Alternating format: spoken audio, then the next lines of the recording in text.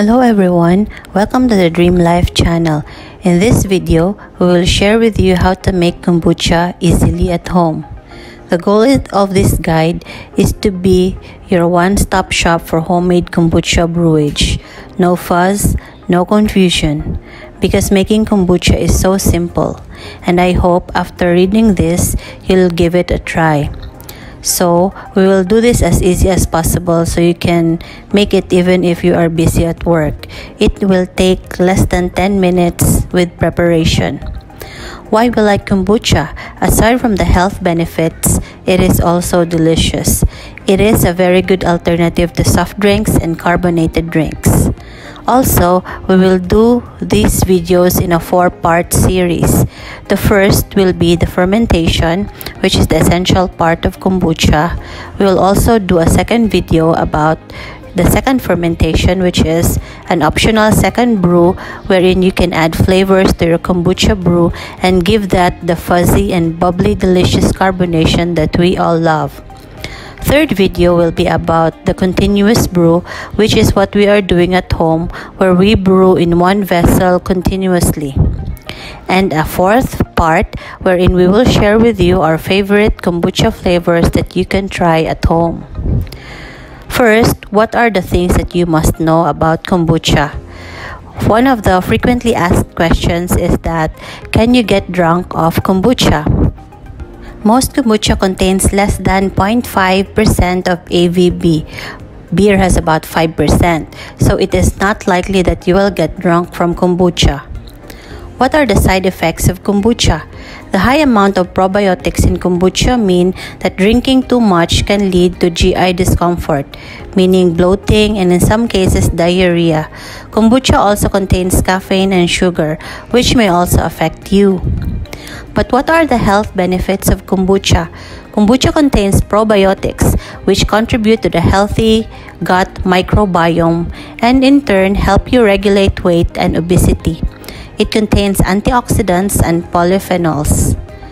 Can you put your kombucha in the refrigerator? When you put your kombucha in the refrigerator, fermentation slows down dramatically. You can therefore store it in the fridge if you need to take a break from fermenting or to chill it prior to serving. Another question is, can you use no-calorie sugars like stevia or Splenda? This is one of the few recipes where you really cannot use sugar substitutes. But you won't actually be consuming the whole 1 cup of sugar. The sugar is the food for the bacteria and yeast. They'll basically eat it all up and produce wonderful things like acidity and carbonation. And the finished kombucha will be so much lower in sugar as a result. Another question is that sometimes the SCOBY sinks to the bottom. Is it okay? Yes. Your kombucha SCOBY may sink or float around the container. This is totally normal and nothing to worry about. It will likely float back to the top eventually, or a second SCOBY may form on top, which is also okay. Let's go to the kombucha benefits. Drinking kombucha frequently can result in a number of benefits such as harmonized metabolism and weight loss. Those who have tried kombucha have shared the following positive effects. Number 1 is improved digestion. Number 2, stronger immune system. Number 3, increased absorption of iron. Number 4 is the detoxifying effects.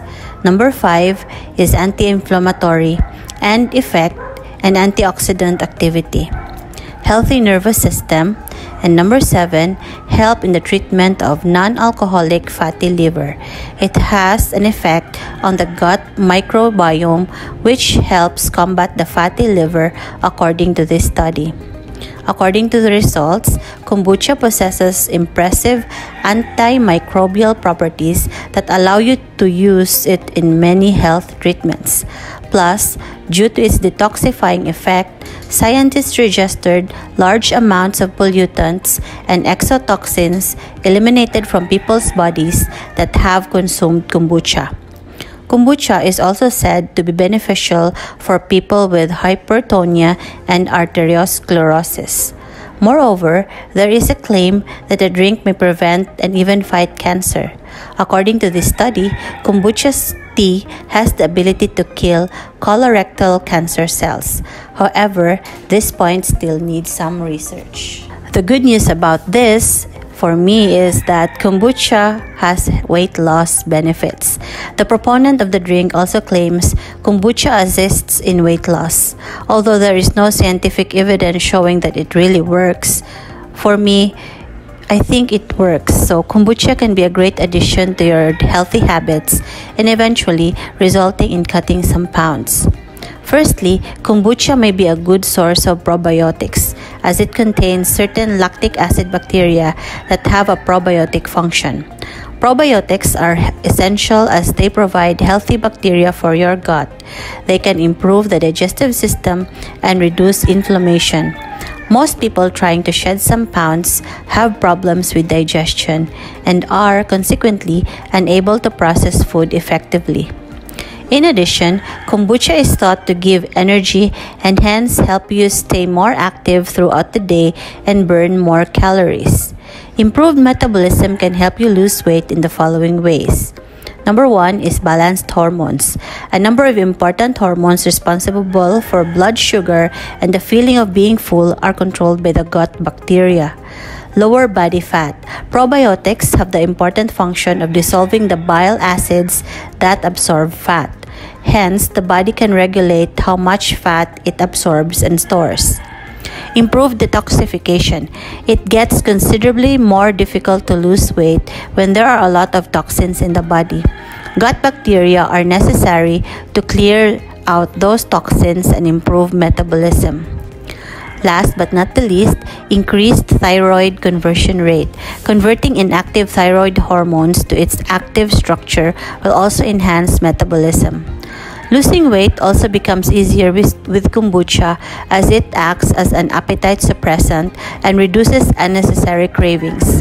It does not mean you will starve yourself, but preventing excess calorie intake plays a crucial role in the weight loss process. Kombucha also helps you keep hydrated during the day, so it's very good and it's very delicious. Also, you can drink kombucha after your workout as it has the necessary enzymes and electrolytes that the body requires. Having about 150 ml after exercises is enough for those sugar cravings to disappear. When is the best time to drink kombucha? People who used kombucha for burning fat and were successful recommended drinking 120 to 250 ml 30 minutes before your main meal of the day. Also, you can drink a glass of kombucha early in the morning to stimulate proper digestion for the day. So let us go to the next step. What are the supplies that you need for making kombucha? First is black tea. Plain black tea should be the base for your first brew of your kombucha. Then you can also have other kinds of teas later on, but for your first brew, use plain black tea. Number 2 is you need a starter SCOBY.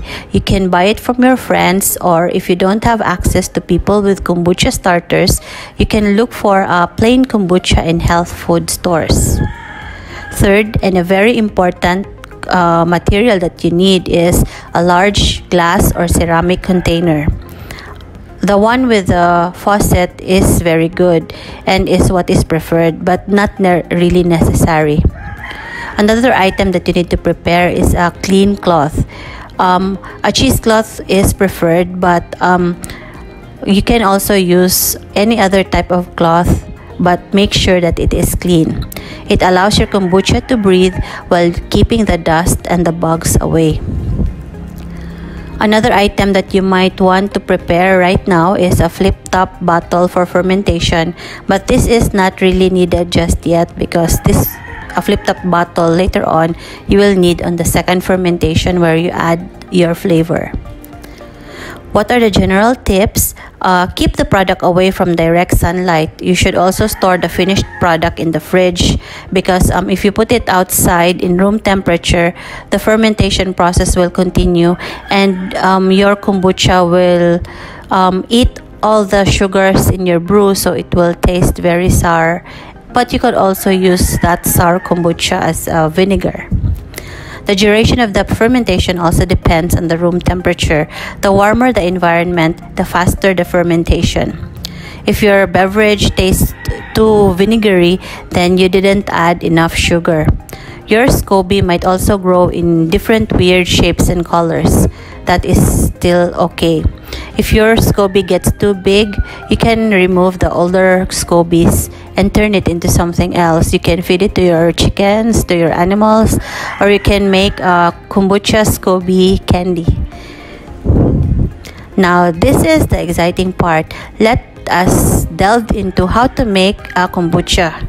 So the SCOBY, or the symbiotic culture of bacteria and yeast, is the mother of the kombucha, providing bacteria and yeast to ferment the sweet tea, protecting the tea from outside contaminants, and providing a loose seal to keep a bit of the carbonation in.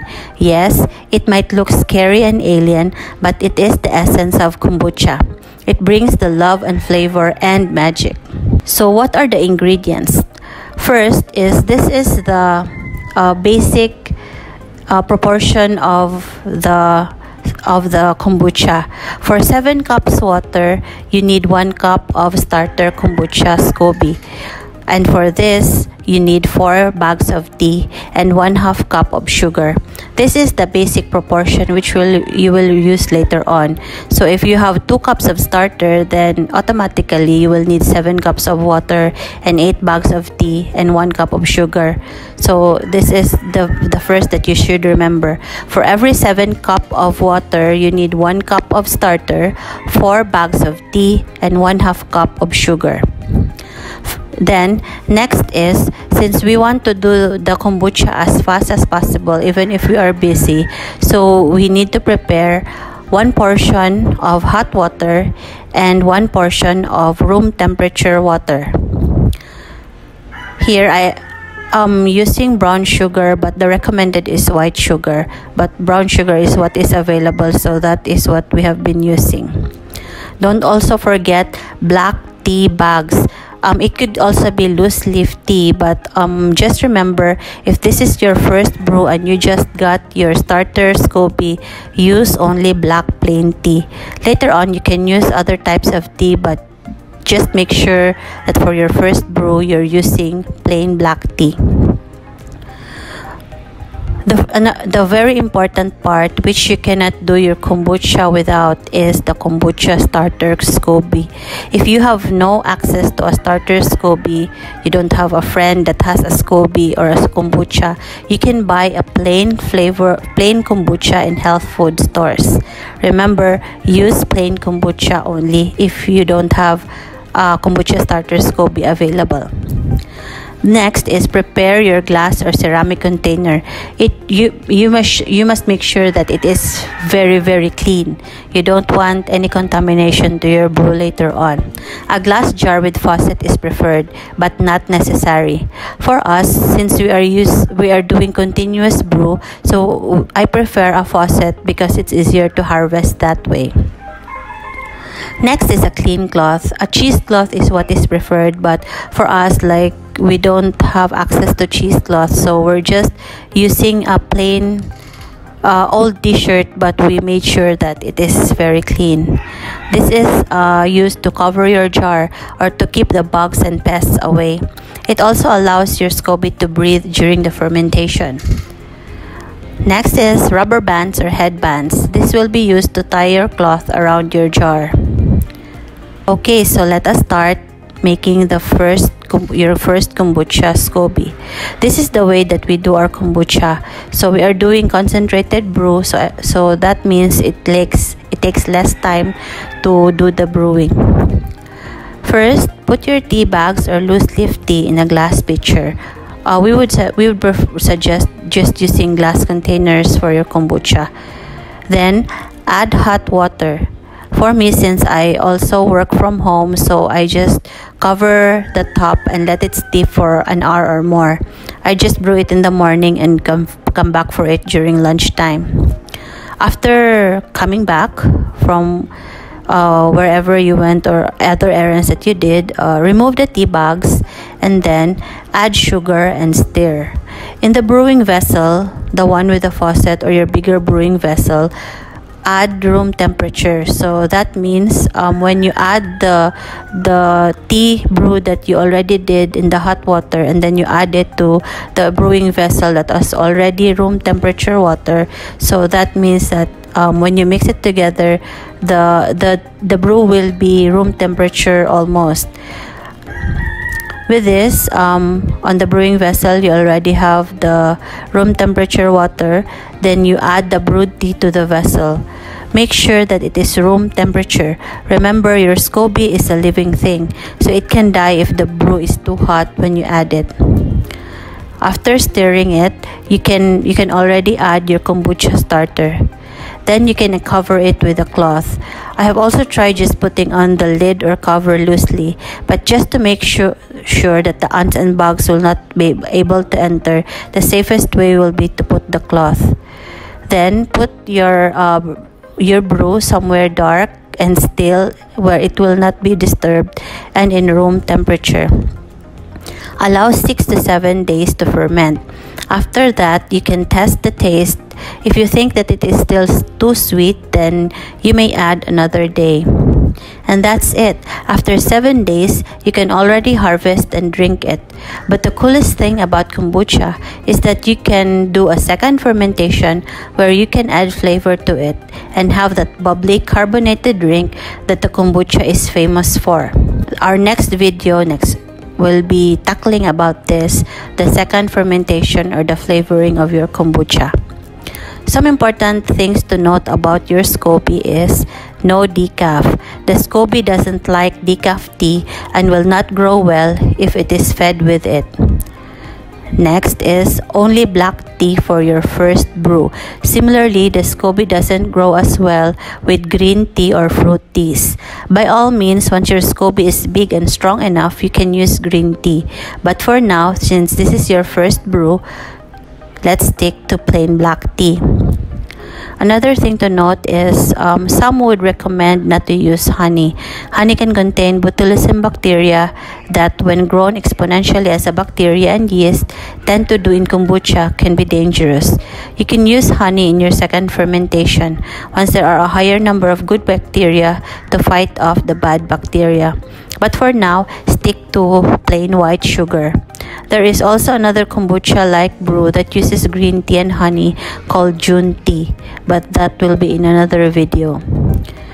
Next reminder is don't mess with it.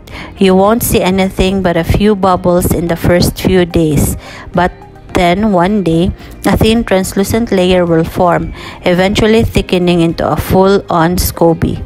If it floats sideways or sinks, leave it. It's just doing its SCOBY thing. Then, another thing to note, it's all in the proportions.